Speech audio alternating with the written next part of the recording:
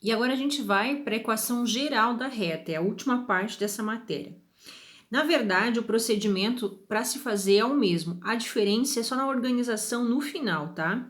Olha só, nós podemos escrever qualquer reta, para qualquer reta, uma equação na forma ax mais bx mais c igual a zero. Você que não está lembrando a vocês uma equação de segundo grau? Nós colocávamos ax ao quadrado mais bx mais c igual a zero. É a mesma coisa, só que as nossas variáveis, o expoente delas é sempre 1, tá? Não pode ser expoente 2.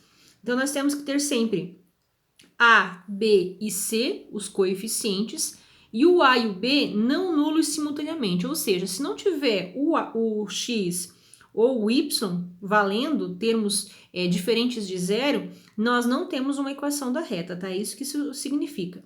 Então, chamamos essa equação de equação geral da reta. É quando nós temos todos os termos à frente do sinal de igual. Aí ele coloca um exemplo.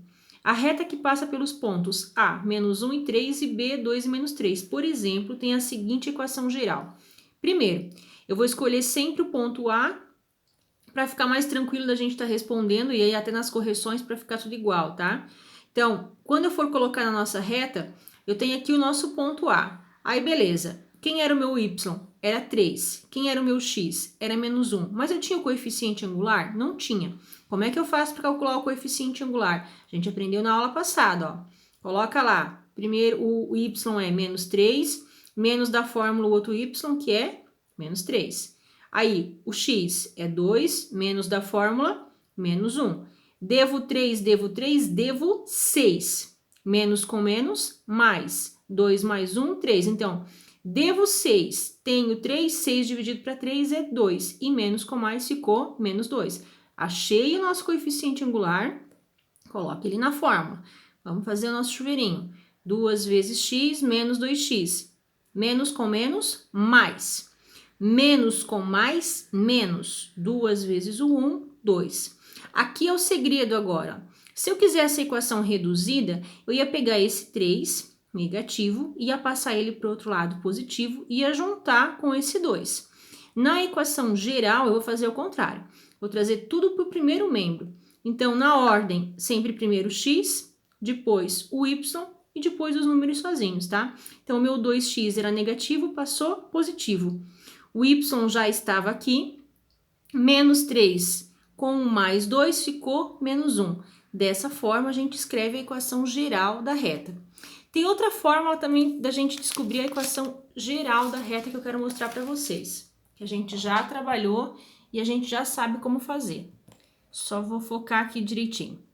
Olha só, eu vou pegar a mesma equação que nós estávamos trabalhando lá, tá? As mesmas coordenadas. Eu quero saber um terceiro ponto, x e y. E eu tinha menos 1 e 3, 2 e menos 3. Lembra do nosso amigo Sarri? Ó, coloquei aqui embaixo porque nesse esquema que eu tinha pego para passar para vocês, ele não desenvolvia toda a continha, tá? Então, eu repeti, ó. A terceira coluna é sempre o elemento 1. Aí, as duas primeiras coloquei aqui no final, fiz a multiplicação. Certinho, fiz os inversos de todos os sinais, ó, menos com mais, menos, menos com menos, mais, menos com menos, mais. Juntei os termos semelhantes, 3x com 3x, 6x, 2y com 1y, 3y. Eu devo 6, pago 3, continuo devendo 3. E aí, é comum que eles façam sempre a simplificação, quando possível, da equação, tá? Todos os termos aqui, ó, todos os coeficientes eram divisíveis por 3. Não por 2, coloquei errado. Divisíveis por 3.